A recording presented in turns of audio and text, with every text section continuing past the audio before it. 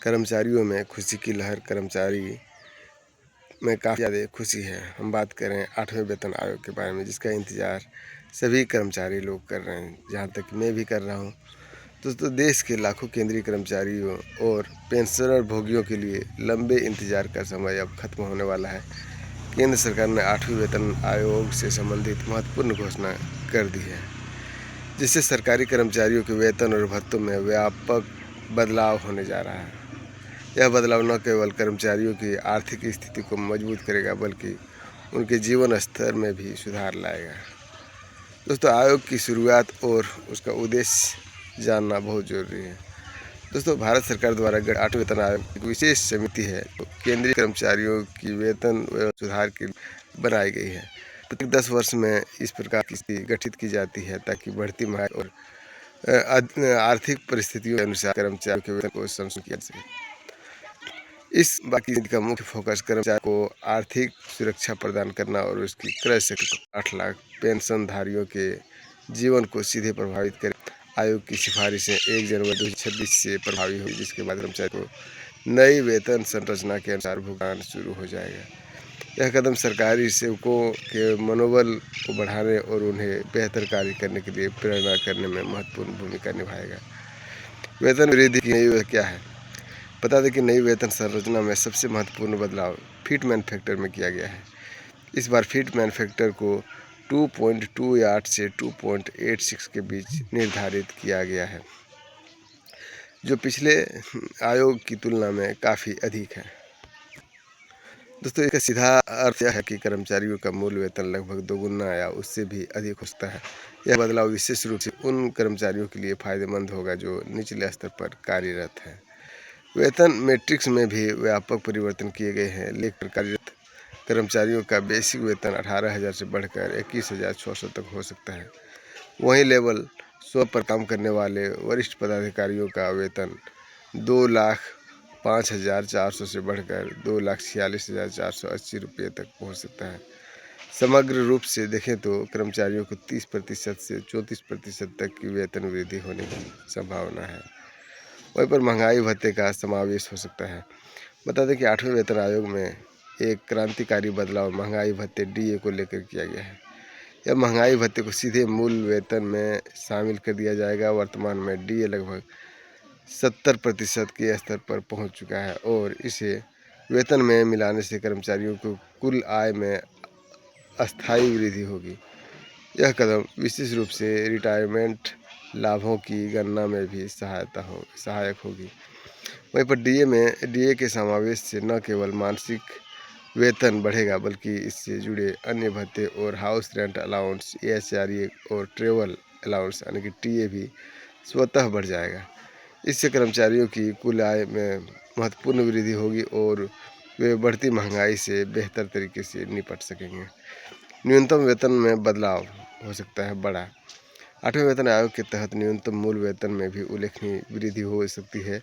नई व्यवस्था के अनुसार न्यूनतम बेसिक सैलरी 41,000 से लेकर 51,480 के बीच हो सकती है। यह वृद्धि विशेष रूप से जूनियर स्तर के कर्मचारियों के लिए बेहद लाभदायक साबित होगी। इससे उनकी आर्थिक स्थिति मजबूत होगी और जीवन यापन में आसानी होगा। इस बढ़ोतरी का असर पेंशन पर भी पड़ेगा। न्यूनतम पेंशन राशि जो अभी लगभग 20,500 है, वह बढ़कर 25,740 रुपये तक पहुंच सकती है। यह वृद्धि सेवानिवृत्त कर्मचारियों के लिए बड़ी राहत लेकर आएगा और उन्हें आत्मनिर्भर जीवन जीने में मदद करेगा। 8वें वेतन आयोग में पेंशनधारियों का विशेष ध्यान रखा गया है। पेंशन की पुनर्गणना की जाएगी और नई फिटमैन फैक्टर के आधार पर पेंशन राशि निर्धारित होगी। लगभग 60 लाख पेंशनधारी इस बदलाव से लाभान्वित होगा। यह कदम वरिष्ठ नागरिकों के जीवन को सुरक्षित और आरामदायक बनाने में महत्वपूर्ण भूमिका निभाएगा। पेंशन में न्यूनतम वृद्धि सुनिश्चित करने के लिए विशेष प्रावधान किए गए हैं। इससे यह सुनिश्चित होगा कि प्रत्येक पेंशनभोगी को उचित लाभ मिले। पेंशन की पुनर्गणना वर्तमान महंगाई और जीवन यापन की लागत को ध्यान में रखकर की जाएगी, जिससे वरिष्ठ नागरिकों को बेहतर आर्थिक सुविधा मिल सके। अन्य भत्तों में भी संशोधन हो सकता है।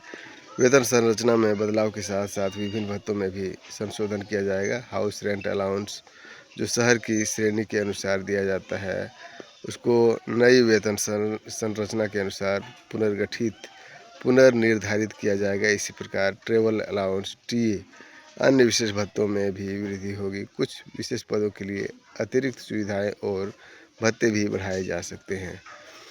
समन्वय की समय सीमा बात करें, 8वें वेतन आयोग की सिफारिशों को लागू करने के लिए सरकार ने स्पष्ट समय सीमा निर्धारित की है।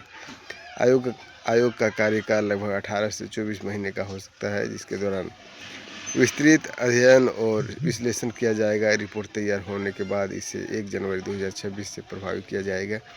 इससे पहले विभिन्न विभागों में से सुझाव और फीडबैक भी लिया जाएगा। कर्मचारियों को बकाया राशि का भुगतान भी किया जाएगा। नई वेतन संरचना लागू होने के बाद जनवरी 2026 से वेतन वास्तविक भुगतान तक की अवधि का एरियर एक मुश्त या किस्तों में दिया जा सकता है। यह व्यवस्था कर्मचारियों को आर्थिक रूप से और मजबूत बनाएगा।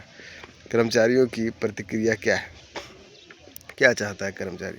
तो सरकार की इस घोषणा के बाद केंद्रीय कर्मचारियों और पेंशनधारियों को खुशी की लहर दौड़ गई है। कर्मचारी संगठनों ने इस कदम का स्वागत किया है और इसे सरकार द्वारा उसकी सेवाओं की सराहना के रूप में देख रहे हैं। यह वेतन वृद्धि न केवल वर्तमान महंगाई से निपटने में मदद करेगी बल्कि कर्मचारियों के मनोबल को भी बढ़ाएगा। बहुत से कर्मचारी का मानना है कि यह बदलाव उसकी लंबे समय की मांग की पूर्ति है। आर्थिक बोझ कम होने से वे अपने परिवार के लिए बेहतर जीवन स्तर प्रदान कर सकेंगे। पेंशनधारी भी इस घोषणा से संतुष्ट है क्योंकि उन्हें भी समुचित लाभ मिलने की उम्मीद है। समाज का प्रभाव, दोस्तों समाज पर क्या प्रभाव पड़ सकता है? 8वें वेतन आयोग का प्रभाव केवल सरकारी कर्मचारियों तक सीमित नहीं रहेगा। जब लाखों कर्मचारी को क्रय शक्ति बढ़ेगा तो इसका सकारात्मक प्रभाव अर्थव्यवस्था पर भी पड़ेगा। बाजार में मांग बढ़ेगी और विभिन्न क्षेत्रों में व्यापार को बढ़ावा मिलेगा। इससे समग्र विकास, आर्थिक विकास के योगदान होगा। सरकारी सेवाओं की गुणवत्ता में भी सुधार आने की उम्मीद है। जब कर्मचारी आर्थिक रूप से संतुष्ट होंगे तो वे अपने कार्य में अधिक समर्पण और कुशलता से काम करेगा। यह अंततः जनता को बेहतर सेवाएं प्रदान करने में सहायता मिलेगा। इससे 8वें वेतन आयोग केंद्र सरकार के कर्मचारियों और पेंशनर भोगियों के लिए एक महत्वपूर्ण उपलब्धि है। नई वेतन संरचना से न केवल उनकी आर्थिक स्थिति मजबूत होगी बल्कि जीवन की गुणवत्ता में भी सुधार आएगा। यह कदम सरकार की कर्मचारी कल्याण के प्रति प्रतिबद्धता को दर्शाता है और यह सुनिश्चित करता है कि उनके योगदान को उचित मान्यता दी जाए। आने वाले समय में यह बदलाव देश के लाखों परिवारों के जीवन में खुशहाली लाएगा।